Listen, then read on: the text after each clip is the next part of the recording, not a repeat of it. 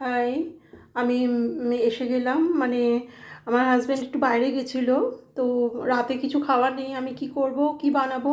তাই ভাবলাম হাতের কাছে যেটুকু যা আছে সেটা দিয়ে পিৎজা বানিয়ে ফেলি।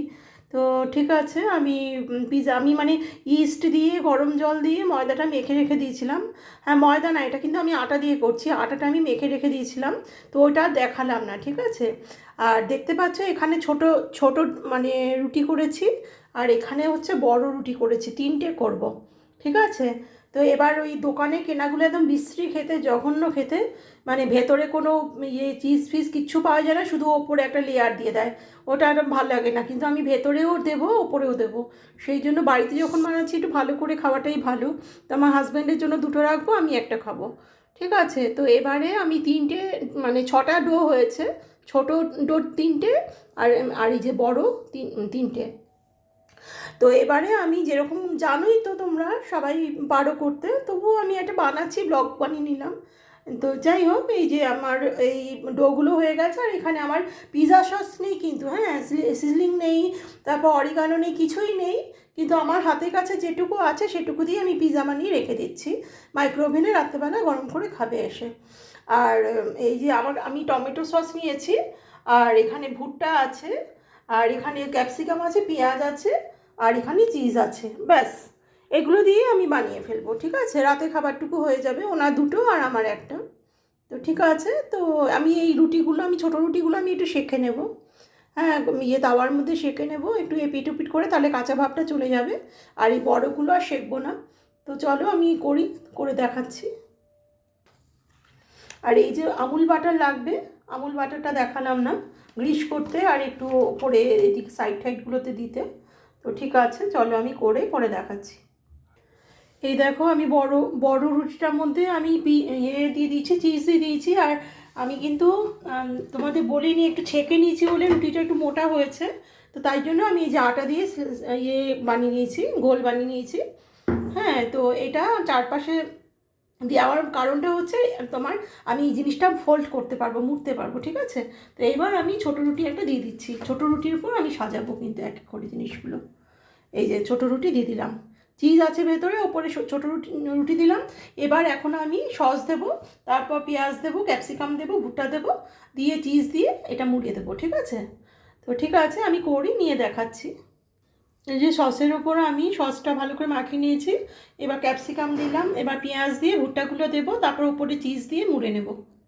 তো এই তো আমার সাজানো কিন্তু খুব সুন্দরভাবে হয়ে গেছে। আমি কিন্তু কিচ্ছু দিইনি, অরিগানো তারপর সিজলিং কিচ্ছু নেই আমার কাছে। তো ঠিক আছে, এটাও ভালো লাগবে, যেহেতু চিজ আছে, ক্যাপসিকাম আছে, পেঁয়াজ মানে ভুট্টা সব কিছুই আছে, খারাপ খুব একটা লাগবে না। এবার আমি ওপরে চিজগুলো দিয়ে তারপর মুড়ে আমি দেখাচ্ছি। এই দেখো, আমি ভরে চিজ দিয়েছি, ভেতরেও চিজ আছে, ওপরেও চিজ আছে। দোকানে ওরা একদম ওপরে শুধু একটুখানি লেয়ার দেয়, বিশ্রী খেতে হয়। আমার ভেতরেও আমি দিয়েছি, ওটা বেশি সুন্দর হয় খেতে। তো ঠিক আছে, এবার আমি মুড়ে আমি তারপর শাঁকাটা কীভাবে সেঁকবো আমি দেখাচ্ছি। আচ্ছা, তোমরা আবার হেসো না আগেরটা দেখে, ওটা আমি জেনে বুঝে কিন্তু দিয়েছি, মানে ওই ওপরে মানে চিজটা। আর এরকম হয় আমি জানি, কিন্তু ওই আগেরটা কিন্তু আমি জেনে বুঝে দিয়েছি, ওটা দেখে তোমরা হাসলে হাসবে, কোনো ব্যাপার না, ঠিক আছে। কিন্তু এখানেও আমি কিন্তু আগে চিজটা দিয়েছি, পরে এগুলো দিয়েছি। তো যেহেতু আমার কাছে সুইট কর্ন নেই, তো সেই জন্য বড় বড় ভুট্টার দানা আছে, তো এগুলো দিয়েছি। তো এগুলো না আটকাচ্ছে না, তো তাই জন্য এগুলো আটকাবার জন্য আমাকে ওপরে একটুখানি দিতেই লাগবে চিজের কথা বলছি। এটা যেমন আমি আগে মানে ওপরে দিয়েছি, আগে নিচে আর কি ভেতরে জিনিসগুলো, ওটা আমি জেনে বুঝেই দিয়েছি। আর এটা আমি তোমাদের দেখানোর জন্য যে প্রসেসটা এরকম হয় সেটাও আমি দেখিয়ে দিলাম, আমি জানি। কিন্তু আমাকে তা সত্ত্বেও আমি নিচেও দিয়েছি চিজ ভেতরে, আবার এই জিনিসগুলো দেওয়ার আগে ওই ছোটো রুটিটার উপরেও দিয়েছি, নিয়ে এই ইনগ্রিডিয়েন্টসগুলো দিলাম।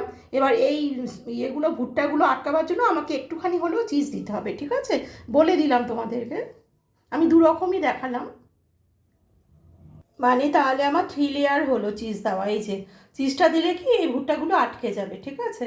আমার 3 লেয়ার হলো মানে চিজ দেওয়া।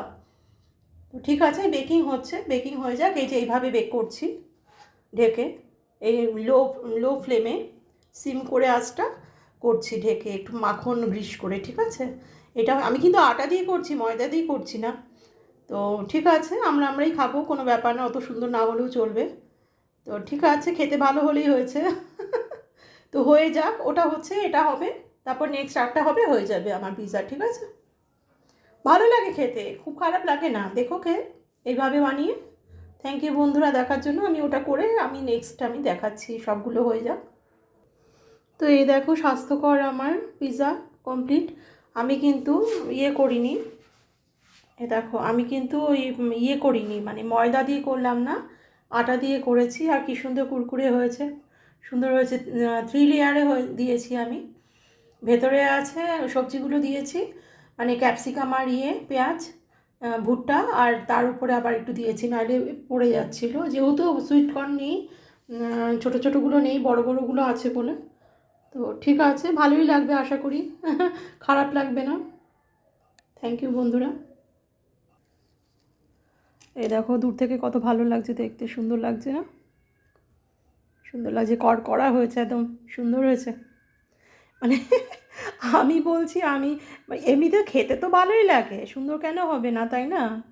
হ্যাঁ, অরিগানো অনেক কিছু দিলে আর একটু ভালো লাগবে, সিজলিন, অরিগানো, তারপর আরও যা যা দেয় আর কি, হ্যাঁ, ওগুলো দিলে ভালোই লাগবে। তো ঠিক আছে, সিম্পলের মধ্যে আমার কাছে যা ছিল আমি সেটা দিয়েই করে নিলাম, ভালোই লাগবে, খারাপ লাগবে না। এটা একটু মাইক্রো ওভেনে গরম করে নেব, ভালোই লাগবে খেতে।